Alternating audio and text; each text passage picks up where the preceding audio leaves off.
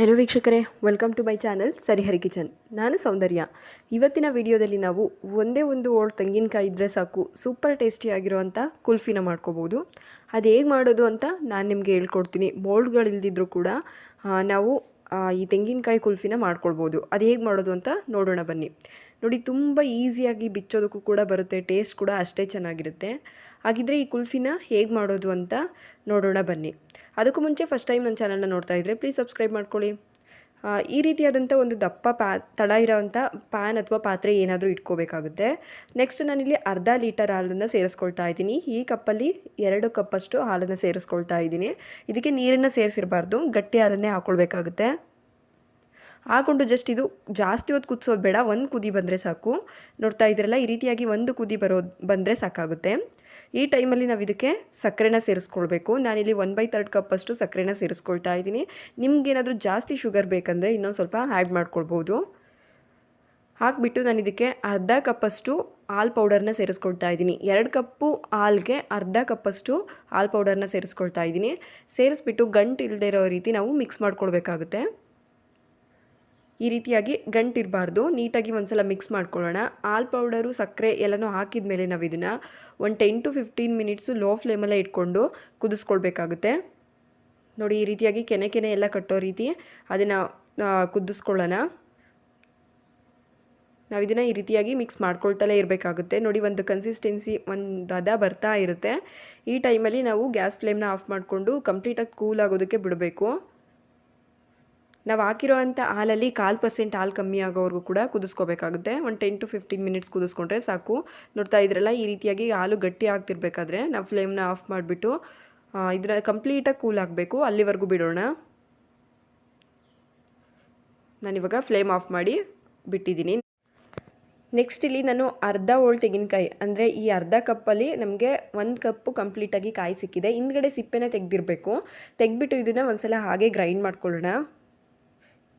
ನಂತರ ನಾವು ಇದಕ್ಕೆ ತಣ್ಣಗಾಗಿರೋ ಅಂಥ ಹಾಲನ್ನು ಸೇರಿಸ್ಕೋಬೇಕಾಗುತ್ತೆ. ನಾವು ಆವಾಗಲೇ ರೆಡಿ ಮಾಡಿಟ್ಕೊಂಡಿರ್ತೀವಲ್ಲ, ಆ ಹಾಲನ್ನು ಸೇರಿಸ್ಕೋಬೇಕು. ಅದಕ್ಕೂ ಮುಂಚೆ ನಾನಿಲ್ಲಿ ಸ್ವಲ್ಪ ಸಕ್ಕರೆನ ಆ್ಯಡ್ ಮಾಡ್ತಾ ಇದ್ದೀನಿ. ಶುಗರ್ ಜಾಸ್ತಿ ಬೇಕಂದರೆ ಸ್ವಲ್ಪ ಜಾಸ್ತಿ ಆ್ಯಡ್ ಮಾಡ್ಕೊಳ್ಬೋದು. ನೋಡ್ತಾ ಇದ್ರಲ್ಲ, ಇವಾಗ ಆವಾಗಲೇ ನಾವು ರೆಡಿ ಮಾಡಿಟ್ಕೊಂಡಿರೋ ಅಂಥ ಹಾಲು ತಣ್ಣಗಾಗಿದೆ. ಅದನ್ನು ಕೂಡ ಸೇರಿಸ್ಕೊಂಡು ಚೆನ್ನಾಗಿ ಫೈನ್ ಪೇಸ್ಟಾಗಿ ರುಬ್ಕೊಳ್ಬೇಕಾಗುತ್ತೆ. ಎಷ್ಟು ನುಣ್ಣಗೆ ರುಬ್ಬೋಕ್ಕಾಗುತ್ತೋ ಅಷ್ಟು ನುಣ್ಣಗೆ ರುಬ್ಕೊಳ್ಳಿ. ನೋಡ್ತಾ ಇದ್ರಲ್ಲ, ಈ ರೀತಿಯಾಗಿ ಚೆನ್ನಾಗಿ ರುಬ್ಕೊಳ್ಳೋಣ. ನೆಕ್ಸ್ಟ್ ನಾನು ಇದನ್ನು ಒಂದು ಬೌಲ್ಗೆ ಎತ್ಕೊಳ್ತಾ ಇದ್ದೀನಿ. ಅದಾದ ನಂತರ ನಾವು ಕುಲ್ಫಿ ಮೋಡ್ಗಳಿದ್ದರೆ ಆ ಮೋಡ್ಗಳಿಗೆ ಕೂಡ ಹಾಕ್ಕೊಳ್ಬೋದು. ಅದಿಲ್ಲ ಅಂದರೆ ಈ ರೀತಿಯಾದಂಥ ಕಾಫಿ ಕಪ್ಗಳು, ಸ್ಟೀಲ್ ಕಪ್ಪು ಅಥವಾ ಪ್ಲಾಸ್ಟಿಕ್ ಕಪ್ ಯಾವುದಕ್ಕೂ ಆದ್ರೂ ಕೂಡ ಸೇರಿಸ್ಕೊಳ್ಬೋದು. ನೋಡಿ, ಇವಾಗ ನಾನು ಎಲ್ಲ ಕಪ್ಗಳಿಗೂ ಕೂಡ ನಾನು ರೆಡಿ ಮಾಡಿಟ್ಕೊಂಡಿರೋ ಅಂಥ ಹಾಲನ್ನು ಸೇರಿಸ್ಕೊಳ್ತಾ ಇದ್ದೀನಿ. ಸೇರಿಸಿದ ನಂತರ ನಾವು ಇದಕ್ಕೆ ನಿಮ್ಮ ಹತ್ರ ಸಿಲ್ವರ್ ಕಪ್ ಪೇಪರ್ ಏನಾದ್ರು ಇದ್ದರೆ ಅದನ್ನು ಫೋಲ್ಡ್ ಮಾಡಿ ಬಿಡ್ಬೋದು. ಸಿಲ್ವರ್ ಪೇಪರ್ ಇಲ್ಲ ಅಂತ ಅಂದರೆ ಒಂದು ಪ್ಲಾಸ್ಟಿಕ್ ಕವರಲ್ಲಿ ಕೂಡ ಹಾಕ್ಕೊಳ್ಬೋದು. ನೋಡಿ, ಈ ರೀತಿಯಾಗಿ ನಾವು ಕಡ್ಡಿನ ಹಾಕ್ದಾಗ ಸೈಡ್ಗೆಲ್ಲ ಬಿದ್ದೋಗುತ್ತೆ. ಅದು ಸೈಡಿಗೆ ಬಿದ್ದೋಗಬಾರ್ದು ಅಂದರೆ ಒಂದು ಟ್ರಿಕ್ಸ್ ಹೇಳ್ಕೊಡ್ತೀನಿ ಇದೇ ವಿಡಿಯೋದಲ್ಲಿ ನಾನು. ನೆಕ್ಸ್ಟ್ ನೋಡಿ, ಇಲ್ಲಿ ನಾನು ಪ್ಲಾಸ್ಟಿಕ್ ಕವರ್ನ ಒಂದು ಲೋಟಕ್ಕೆ ಫೋಲ್ಡ್ ಮಾಡಿ ತೋರಿಸ್ತಾ ಇದ್ದೀನಿ. ಸಿಲ್ವರ್ ಪೇಪರ್ ಇದ್ದರೆ ಸಿಲ್ವರ್ ಪೇಪರ್ ಯೂಸ್ ಮಾಡಿ, ಇಲ್ಲ ಅಂದರೆ ಈ ರೀತಿಯಾದಂಥ ಪ್ಲಾಸ್ಟಿಕ್ ಕವರ್ಗಳನ್ನು ಕೂಡ ಯೂಸ್ ಮಾಡ್ಕೊಳ್ಬೋದು. ಈ ರೀತಿಯ ಟೈಟಾಗಿ ಹಾಕ್ಬಿಟ್ಟು ಇದಕ್ಕೆ ಒಂದು ರಬ್ಬರ್ ಬ್ಯಾಂಡ್ ಹಾಕಿ ಕ್ಲೋಸ್ ಮಾಡೋಣ. ನಂತರ ಸೆಂಟ್ರಿಗೆ ಒಂದು ಸ್ವಲ್ಪ ಓಪನ್ ಮಾಡಿ ಇದಕ್ಕೆ ಐಸ್ ಕ್ರೀಮ್ ಕಡ್ಡಿಗಳನ್ನ ಹಾಕ್ಕೊಳ್ಬೇಕಾಗುತ್ತೆ.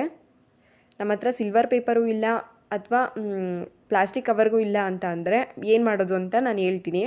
ನೆಕ್ಸ್ಟ್ ಇದನ್ನು ಫ್ರೀಸ್ ಆಗೋಗಿ ಬಿಡೋಣ. ಇದು ಒಂದು ಮ್ಯಾಕ್ಸಿಮಮ್ ಅಂದರೆ ಒಂದು 8 ಅವರ್ ಫ್ರೀಸ್ ಆಗಬೇಕಾಗುತ್ತೆ. ಅದ್ರ ಮಧ್ಯದಲ್ಲಿ ಅಂದರೆ ಒಂದು 6 to 7 ಅವರ್ಸಲ್ಲಿ ಒಂದು ಸಲ ತೆಗೆದು ನೋಡಿ, ಈ ರೀತಿಯಾಗಿ ಗಟ್ಟಿಯಾಗಿರುತ್ತೆ. ಈ ಗಟ್ಟಿಯಾಗಿರೋ ಟೈಮಲ್ಲಿ ನಾವು ಇದಕ್ಕೆ ಇವಾಗ ಕಡ್ಡಿನ ಸೇರಿಸ್ಕೊಳ್ಳೋಣ. ಈ ರೀತಿ ಮಾಡೋದ್ರಿಂದ ನಮಗೆ ಕಡ್ಡಿ ಅನ್ನೋದು ಸೈಡಿಗೆಲ್ಲ ಹೋಗೋದಿಲ್ಲ, ಕರೆಕ್ಟಾಗಿ ಸೆಂಟ್ರಲ್ಲಿ ನಿಲ್ಲುತ್ತೆ. ಸಿಲ್ವರ್ ಕವರ್ ಅಥವಾ ಪ್ಲಾಸ್ಟಿಕ್ ಕವರ್ ಎರಡೂ ಇಲ್ಲ ಅಂದವರು ಈ ರೀತಿಯಾಗಿ ಈ ಟ್ರಿಕ್ಸ್ನ ಯೂಸ್ ಮಾಡೋದ್ರಿಂದ ನಿಮಗೆ ಸೆಂಟ್ರಲ್ಲೇ ನಿಲ್ಲುತ್ತೆ ಆ ಕಡ್ಡಿ ಅನ್ನೋದು. ನಿಮ್ಮ ಹತ್ರ ಸಿಲ್ವರ್ ಕವರ್ ಇಲ್ಲ ಅಂದರು ಅಥವಾ ಕಪ್ಗಳಿಲ್ಲ ಅಂತ ಅಂದರೂ ಕೂಡ ಈ ರೀತಿಯಾಗಿ ಈಸಿಯಾಗಿ ಮಾಡ್ಕೊಳ್ಬೋದು. ಈ ರೀತಿ ಸ್ಟೀಲ್ ಲೋಟಗಳಲ್ಲಿ ಮಾಡಿಕೊಂಡ್ರೆ ಸಾಕಾಗುತ್ತೆ. ಪ್ಲಾಸ್ಟಿಕ್ ಕಪ್ ಅನ್ನೋದೇನು ಬೇಕಾಗಿಲ್ಲ. ಮತ್ತು ನಾವು ಇದನ್ನು ಇನ್ನೊಂದು 2 ಅವರ್ಸ್ ಫ್ರೀಸ್ ಆಗೋದಕ್ಕೆ ಬಿಡೋಣ. ನೋಡಿ, ಇವಾಗ 2 ಅವರ್ಸ್ ಫ್ರೀಸ್ ಆದಮೇಲೆ ನಾನು ನಿಮಗೆ ತೆಗೆದು ತೋರಿಸ್ತಾ ಇದ್ದೀನಿ. ತುಂಬಾ ಚೆನ್ನಾಗಿ ಬರುತ್ತೆ, ಪರ್ಫೆಕ್ಟಾಗಿ ಬರುತ್ತೆ, ಕೆಟ್ಟೋಗೋದಿಲ್ಲ ಎಲ್ಲೂ ಕೂಡ. ನೋಡಿ, ನೀಟಾಗಿ ಆಗಿದೆ. ಇದನ್ನು ಡೈರೆಕ್ಟ್ ಬಿಚ್ಚಕ್ಕೆ ಹೋದರೆ ಬರೋದಿಲ್ಲ ಅದು. ಅದಕ್ಕೋಸ್ಕರ ಈ ರೀತಿಯಾಗಿ ಒಂದು ಬಟ್ಲಲ್ಲಿ ನೀರಿಟ್ಕೊಳ್ಳೋಣ. ನೀರಿಟ್ಕೊಬಿಟ್ಟು ಜಸ್ಟ್ ಒಂದು 30 ಸೆಕೆಂಡ್ ಇಡಬೇಕಾಗುತ್ತೆ. ನಾವು ಮಾಡಿಟ್ಕೊಂಡಿರೋಂಥ ಕುಲ್ಫಿನ ನೀರೊಳಗೆ ಒಂದು 30 ಸೆಕೆಂಡ್ ಇಟ್ಕೊಂಡ್ರೆ ಸಾಕು, ಆರಾಮ್ಸೆ ಆಗಿ ಬಂದುಬಿಡುತ್ತೆ. ನಾನು ನಿಮಗೆ ಓಪನ್ ಮಾಡಿ ತೋರಿಸ್ತೀನಿ ನೋಡಿ. ಎಷ್ಟು ಈಸಿಯಾಗಿ ಬರುತ್ತೆ ಅಂತ ಹೇಳ್ಬಿಟ್ಟು. ತಿನ್ನೋದಕ್ಕೂ ಕೂಡ ಅಷ್ಟೇ ರುಚಿಯಾಗಿರುತ್ತೆ. ಈಸಿಯಾಗಿ ಮಾಡ್ಕೊಳ್ಬೋದು. ಈ ಬೇಸಿಗೆ ಟೈಮಲ್ಲಿ ಒಂದು ಭಾಗ ತೆಂಗಿನಕಾಯಿ ಇದ್ದರೆ ಸಾಕು, ನಾವು ಎಷ್ಟು ಈಸಿಯಾಗಿ ಮಾಡ್ಕೊಬೋದು ನೋಡಿದ್ರಲ್ಲ. ಈ ರೆಸಿಪಿ ನಿಮ್ಮೆಲ್ಲರಿಗೂ ಇಷ್ಟ ಆಗಿದೆ ಅಂದ್ಕೊಳ್ತೀನಿ. ಇಷ್ಟ ಆಗಿದರೆ ಲೈಕ್, ಶೇರ್, ಕಮೆಂಟ್ ಮಾಡೋದನ್ನ ಮರಿಬೇಡಿ. ಹಾಗೆ ಇನ್ನೂ ಯಾರು ನನ್ನ ಚಾನಲ್ನ ಸಬ್ಸ್ಕ್ರೈಬ್ ಆಗಿಲ್ಲ ಪ್ಲೀಸ್ ಸಬ್ಸ್ಕ್ರೈಬ್ ಮಾಡ್ಕೊಳ್ಳಿ. ಪಕ್ಕದಲ್ಲಿರೋ ಬೆಲ್ ಬಟನ್ನ ಕ್ಲಿಕ್ ಮಾಡಿ ಆಲ್ ಅಂತ ಸೆಲೆಕ್ಟ್ ಮಾಡ್ಕೊಳ್ಳಿ. Thank you for watching.